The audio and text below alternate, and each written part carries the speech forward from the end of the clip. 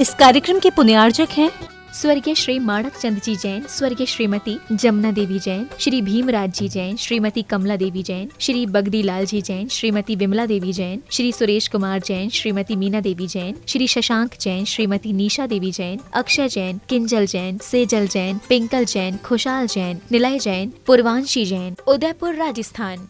Adinath soap stone उद्योग, Ajitnath minerals industry. Shri Suresh Chand Jain, Shrimati Rajni Jain पहाड़िया, श्री सौरभ जैन, श्रीमती निधि जैन मुंबई, सानिध्य एवं Naysha Jain Pahadiya Mumbai, Shri Praveen Jain, Shrimati Shilpi Jain Patni, Jivesh Rushil Jain Patni Delhi. SSJ finance and securities private limited.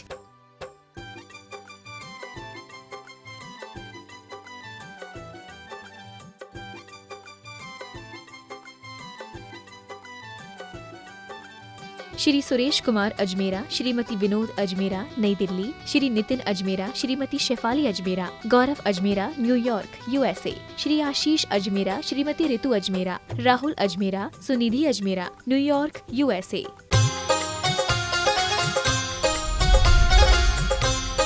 प्रमाणिक समाधान। नमोस्तु गुरुवर, देश में सशक्तिकरण की ओर बढ़ते नारी के कदम कितने सार्थक हैं या कितने घातक हैं? देखिए, नारी को सशक्त होना चाहिए। अगर नारी सशक्त हो गई तो आधी दुनिया सशक्त हो गई। और भारतीय परंपरा में हमेशा नारी को महत्व दिया गया, उसे सशक्त रखना चाहिए, होना चाहिए। और हमारे शास्त्रों में तो नारी के लिए पूरी तरह से पढ़ लिख कर योग बनने की बात की गई। भगवान ऋषभदेव ने अक्षर और अंक विद्या का ज्ञान अपनी पुत्रियों को दिया, भरत आदि पुत्रों को नहीं। उन्हें युद्ध कौशल आदि की बातें सिखाई, लेकिन अक्षर और अंक का ज्ञान तो सबसे पहले ब्राह्मी और सुंदरी को दिया। ये इस बात का प्रमाण है कि नारी दक्ष हो, कुशल हो, आत्मनिर्भर हो, समर्थ हो, उसका सशक्तिकरण होना ही चाहिए। लेकिन नारी सुरक्षा तभी होगी जब तक नारीत्व की सुरक्षा होगी। वर्तमान में नारी के सशक्तिकरण के नाम पर नारीत्व का ह्रास हो रहा है, नारीत्व खो रहा है। आज नारियां सशक्त होकर नर बनने के लाइन में लग गई है। नर वो बन नहीं पा रही है और नारी वो रह नहीं पा रही। ऐसा सशक्तिकरण मेरी दृष्टि में कतई उचित नहीं। नारी कहीं से भी नर से कमजोर नहीं है। किसी ने तो कहा, नारी नर पर भारी, एक नहीं दो दो मात्रा है उस पर जारी। नर में तो 2 मात्रा है, नारी में 4 मात्रा है। तो अपने आप में कहीं कम और अधिक की बात नहीं होनी चाहिए। लेकिन आज के समय में जो चलन बन गया है कि वही नारी प्रगतिशील और सशक्त है जो पुरुषों के बराबरी से काम करने में समर्थ हो। जबकि मेरी राय है कि नारी के बिना तो नर भी अपूर्ण है। उसे नारियोचित कर्तव्यों में प्रवीण होना चाहिए, निष्णात होना चाहिए। नारियोचित कर्तव्यों का दृढ़ता से पालन करना चाहिए। अगर कोई नारी नारियोचित कर्तव्यों का ठीक रीति से पालन करती है, तभी उसका प्रगतिशील होना सार्थक होगा। आज बड़ी विषम स्थितियां हैं। समाज में अब नारीत्व ही खत्म हो रहा है और उसके परिणाम हम सबके सामने हैं। इसलिए मैं उस प्रगतिशीलता से सहमत नहीं हूँ जहाँ नारी की मूलभूत मौलिकता ही नष्ट हो जाए। उसके अंदर दया, ममता, सरलता, प्रेम, वात्सल्य जो मौलिक गुण हैं, वे जब तक सुरक्षित हैं तभी तक नारी का होना अर्थपूर्ण है। जिस दिन वो समाप्त हो जाएंगे, नारी ही नहीं रह पाएगी, तो फिर सशक्तिकरण का मतलब क्या? नमोस्तु गुरुवर, क्या समाधि मरण की भावना भाने मात्र से समाधि मरण हो सकता है? ये भावना योग है। मुझे समाधि चाहिए तो हर काल में, हर क्रिया में समाधि की बात सोचो। अगर तुम्हें समाधि से अपने जीवन का समापन करना है, चाहते हो कि मेरा समाधि मरण हो, तो हर पल ये सोचो मेरा समाधि मरण हो। दिन रात मेरे स्वामी ये भाव ना मैं भाऊं, देहांत के समय में तुमको न भूल जाऊं। तो हम अपनी पूजा पाठ की क्रियाओं में, भक्ति में, अंत में जो कहते हैं मेरे दुखों का क्षय हो, कर्मों का क्षय हो, बोधि की प्राप्ति हो, मुझे समाधि मरण हो, इन्हें मंत्र की भांति मत पढ़ो। ये एक प्रकार का कमांड है। जैन साधना में यही सब चीजें, भावना योग तो यहीं से गया। ये एक कमांड है कि मुझे जो चाहिए उसे मैं हर मौके में भाऊं। क्रिया बता रहा हूं पहले, अभी थोड़ी करना है, जब वक्त आएगा तब करेंगे। उसके लिए तैयारी करो, अपनी साधना को प्रखर से प्रखरतर बनाओ और भावना भाव कि मेरा अंत समाधि से हो, मेरा अंत समाधि से हो, मेरा अंत समाधि से हो। हे प्रभु मेरा समाधि मरण हो, हे प्रभु मेरा समाधि मरण हो, हे प्रभु मेरा समाधि मरण हो। ऐसी भावना जब फुर्सत हो तो क्या होगा, अंत में अपने आप निमित्त बनेंगे और तुम्हारे समाधि मरण की अनुकूल स्थितियां बन जाएगी, भाव बनेंगे। इसलिए ये जो बातें दोहराई जाती है वो उस भावना की पुष्टि मात्र के लिए। नमोस्तु गुरुवर, अपनी कार्य क्षमताओं को विकसित करने के लिए किन किन बातों का ध्यान रखना चाहिए और क्या सहनशीलता का हमारी कार्य क्षमता से कोई संबंध है? अपनी कार्य क्षमता को बढ़ाने के लिए किन किन बातों का ध्यान रखना चाहिए, क्या सहनशीलता का हमारी कार्य क्षमता के वृद्धि से कोई संबंध है? देखिए, कार्य क्षमता को बढ़ाने के लिए सबसे पहले तो व्यक्ति को नियमित दिनचर्या रखनी चाहिए, योगाभ्यास करना चाहिए और वर्क एफिशिएंसी को बढ़ाना चाहते हैं तो भावना योग कीजिए। जो लोग भावना योग कर रहे हैं वे अपने अनुभव बताते हैं, उनकी कार्य क्षमता बहुत ज़्यादा बढ़ती है। नियमित दिनचर्या होनी चाहिए, अपनी प्राथमिकताएं तय करनी चाहिए, नकारात्मक बातों से अपने आप को बचाना चाहिए, फिजूल की बातों में अपना जी नहीं उलझाना चाहिए, समय का सही प्रबंधन करना चाहिए, सदैव सकारात्मक दृष्टि रखना चाहिए। बिना मतलब की बातों में अपना समय बर्बाद करने वाले लोग, समय का ठीक तरीके से प्रबंधन न करने वाले लोग व्यर्थ के कार्यों में अपनी शक्ति का अपव्यय कर लेते हैं और जो उन्हें करना चाहिए वो नहीं कर पाते, उससे उनकी कार्य क्षमता प्रभावित होती है। कार्य क्षमता को और अच्छी बनाए रखने के लिए व्यक्ति को सकारात्मक सोचना चाहिए, आत्मविश्वासी होना चाहिए और कोई भी कार्य हो हाथ में ले तो उसे पूर्ण करके ही दम लेने की आदत डालनी चाहिए। काम को बखेरना नहीं चाहिए, काम को समेटने की कला आनी चाहिए। कई लोग ऐसे होते हैं जो अपना काम फटाफट करके आगे बढ़ जाते हैं और कई लोग होते हैं पूरे काम को एकदम बखेर देते हैं, तो उनका कोई भी काम हो नहीं पाता और फिर उसी में वो उलझ जाते हैं। तो जितना उनको मिलना चाहिए, लाभ मिलना चाहिए, उतना लाभ नहीं ले पाते। तो इन सब बातों का अगर व्यक्ति ध्यान रखे तो अपनी कार्य क्षमता को काफ़ी हद तक बढ़ा सकता है और उसके अच्छे सकारात्मक परिणाम भी घटित कर सकता है। सहनशीलता का कार्य क्षमता में क्या स्थान, ये जो साथ में पूछा है। देखिए, जो व्यक्ति सहिष्णु होता है, जिसके अंदर पेशेंस होता है, वो व्यक्ति जल्दी से झुंझलाता नहीं, उसकी जो दृष्टि है हमेशा सकारात्मक होती है, उसकी शक्ति नकारात्मक कार्यों में नष्ट नहीं होती। तो निश्चित रूप से ऐसा व्यक्ति अच्छा कार्य करने में समर्थ हो सकता है। नमोस्तु गुरुवर, गलत मार्ग पर चलने वाले जीवों को फलता फूलता देखकर एवं स्वयं को आपत्ति में देख व्रती को क्या विचार करना चाहिए जिससे उसमें समता बनी रहे? स्वयं की आपत्ति महसूस न हो। गलत कार्य में चलते हुए व्यक्ति को फलता फूलता देखकर और स्वयं को आपत्ति में फंसा देखकर कोई व्रती ऐसा क्या महसूस करे कि आपत्ति को आपत्ति महसूस न करे। देखिए, सबसे बड़ी बात तो यह है, एक नीति है, न सीदन अपि हि धर्मेण मनो अधर्मे निवेशयेत् अधार्मिकानां च पापानां आसु पश्चन विपर्य। कहा गया कि एक धर्मी व्यक्ति को कष्ट में फंसा हुआ देख करके भी और अधर्मी को फलता फूलता देख करके भी अपने चित्त को कभी अधर्म में मत लगाओ। क्यों? हमें दिख रहा है कि सामने वाला फल फूल रहा है, थोड़ा निकट जाकर देखो।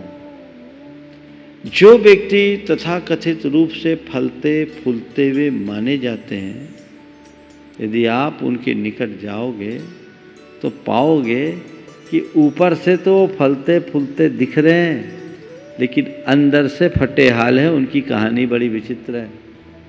कितने तनाव, कितनी चिंता, कितनी कुंठा, कितना दुख, कितना अवसाद उनके मन में है। रातों की नींद भी गोल है।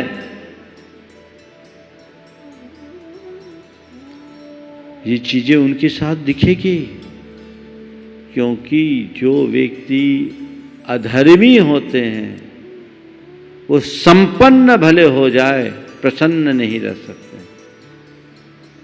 उनकी प्रसन्नता अस्थायी रहती है, उनका चित्त सदैव भयाक्रांत होता है। और खुद के लिए देखे कि मैं धर्मी हूं, मेरे पास तत्व ज्ञान है, तो ये तो ऊपर के संयोग है, इन्हें क्या देखना।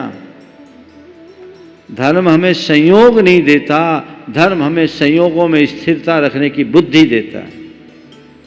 मैं यदि धर्मी हूं तो मुझे तो चाहिए अनुकूल प्रतिकूल संयोगों में मैं स्थिरता रखूं। मेरा धर्म तो यही है। महापुरुषों के जीवन में भी महान उतार चढ़ाव आते हैं, उन्हें मुझे समता से सहना है। और इस तरह की समझ जिस धर्मी के हृदय में होती है, वो अपने जीवन में आई हुई बड़ी सी बड़ी विपत्ति को भी बहुत सहजता से स्वीकार लेता है, और उसे विपत्ति भी एक संयोग दिखती है। उसके चित्त में सदैव प्रसन्नता होती है, संतुष्टि होती है, एक आंतरिक तृप्ति होती है। वो अंदर से दुखी नहीं होता। गरीब हो सकता है, संकटापन्न हो सकता है, अभावग्रस्त हो सकता है, प्रतिष्ठा शून्य हो सकता है, प्रभाव शून्य हो सकता है, अस्वस्थ हो सकता है, पर त्रस्त नहीं होगा। उस स्थिति में भी वो मस्त रहेगा। आप देखिए अपने पुराणों में कितनी प्रसंग है। अंजना को घर से निकाल दिया, पति के घर से निकल गई, पिता का दरवाजा भी बंद हो गया, गर्भवती एक अबला वन में चली गई, भयानक वन में, ऐसे वन में जहां सूरज की किरणें भी धरती पर नहीं पड़ती। पर मैं आपसे पूछता हूं, उस परिस्थिति को अंजना ने किस तरीके से जिया? कितनी बड़ी विपत्ति थी। क्या था अंजना के पास? उसके अंदर की क्षमता थी ना। ये क्षमता किसने दी? किसने दी? धर्म ने दी। तो अभी जो मैंने बात आप सबसे की, धर्म हमें संयोग नहीं देता, अनुकूल प्रतिकूल संयोगों में स्थिर बुद्धि देता है, या संयोगों में स्थिर रहने की बुद्धि देता है। अपने अंदर क्षमता विकसित कीजिए। ये तो एक समझ है। ये क्या है? पर संयोग है, कर्म का उदय। महापुरुषों के जीवन में भी कर्म का प्रकोप आया, उन्हें बड़े बड़े उपसर्ग सहने पड़े, विपत्तियों का सामना करना पड़ा। तो मैं किस खेत की मूली हूँ। कल पार्श्वनाथ भगवान का निर्वाण महोत्सव आप सब मनाने जा रहे हैं। 7 दिन तक कितना भयानक उपसर्ग सहा उनने, और 10 भवों तक उनकी साथ इस तरह की परेशानियां और विपत्तियां रही, पर आखिरकार जीत किसकी हुई? क्या उसके आगे वो हार माने? तो विपत्ति को विपत्ति मानो नहीं, आत्मा की गुण संपत्ति को देखोगे तो विपत्ति विपत्ति लगेगी ही नहीं। गुणों की तरफ दृष्टि रखें, जीवन निश्चित पवित्र हो। नमोस्तु गुरुवर, मुझे गुरुओं के समक्ष जाने में बहुत डर और झिझक लगती है, तो मैं ऐसा क्या करूं कि मेरा डर और झिझक हमेशा के लिए समाप्त हो जाए? गुरुजनों के पास जाने में डर और झिझक लगती है, कोई दिक्कत नहीं। आप गुरुजनों के पास मत भी जाओ, ना भी जा पाओ, कोई चिंता नहीं। कुछ दिनों तक गुरु वाणी को सुनना शुरू कर दो, उन्हें आत्मसात कर लो और गुरु के पास जाने की जगह गुरु को हृदय में बिठाल दो। अपने आप डर और झिझक खत्म हो जाएगी, रास्ता प्रशस्त। नमोस्तु गुरुवर। मीठे पानी की नदियाँ सागर से मिलते ही खारेपन को प्राप्त हो जाती है, परंतु विद्या सागर रूपी सागर में जितनी भी नदियाँ आई हैं, वह सब मिठास को ही प्राप्त हुई है। तो फिर साधुओं के नाम के पीछे सागर क्यों लगाया जाता है? आपने पूछा है कि जितने भी जल के स्रोत हैं जब तक बहते रहते हैं मीठे होते हैं, सागर में जाकर सागर खारा होता है, तो फिर साधुओं के साथ सागर क्यों? और विद्या सागर से जुड़ी जितनी भी हैं वे सब सागर मिठास इनमें क्यों? देखिए, दो चीज़ें।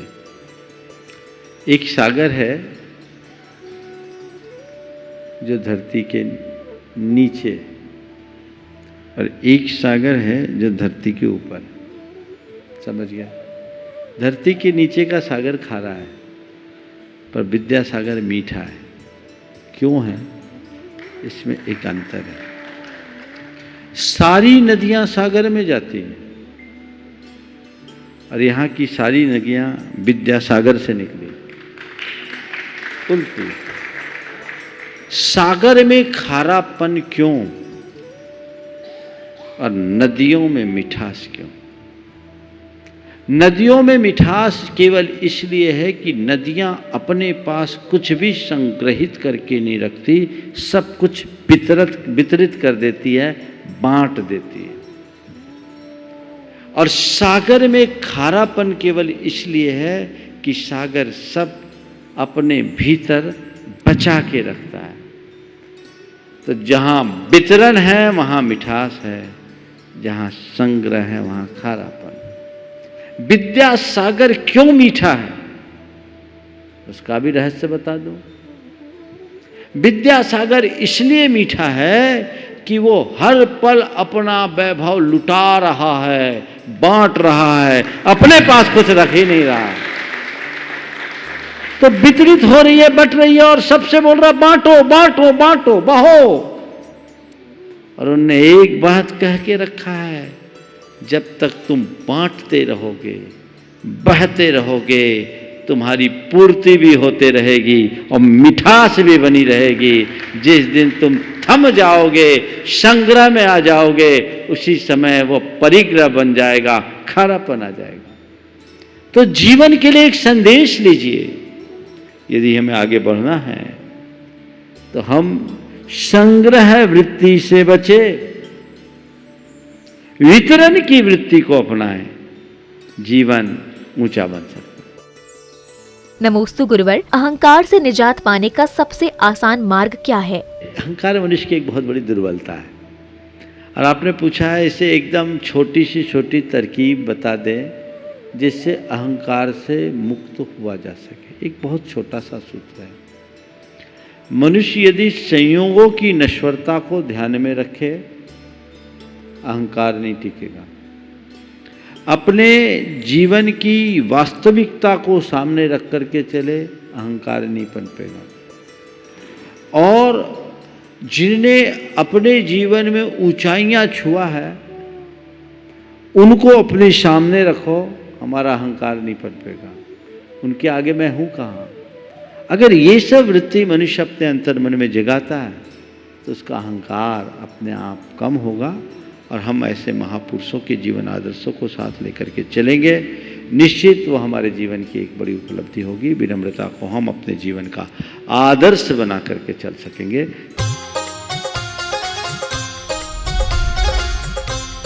प्रामाणिक समाधान।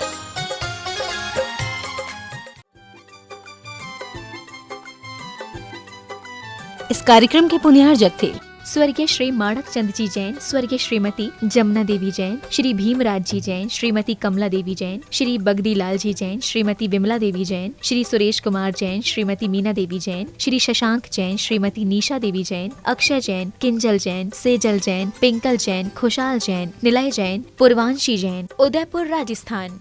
आदिनाथ सोप स्टोन उद्योग, अजितनाथ मिनरल्स इंडस्ट्री, श्री सुरेश चंद जैन, श्रीमती रजनी जैन पहाड़िया, श्री सौरभ जैन, श्रीमती निधि जैन मुंबई, सानिध्या एवं नायशा जैन पहाड़िया मुंबई, श्री प्रवीण जैन, श्रीमती शिल्पी जैन पाटनी, जिवेश रुशील जैन पाटनी दिल्ली।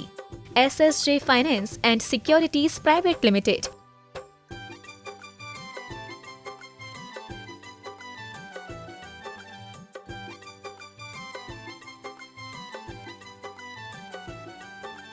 श्री सुरेश कुमार अजमेरा, श्रीमती विनोद अजमेरा नई दिल्ली, श्री नितिन अजमेरा, श्रीमती शेफाली अजमेरा, गौरव अजमेरा न्यूयॉर्क USA, श्री आशीष अजमेरा, श्रीमती ऋतु अजमेरा, राहुल अजमेरा, सुनिधि अजमेरा न्यूयॉर्क USA।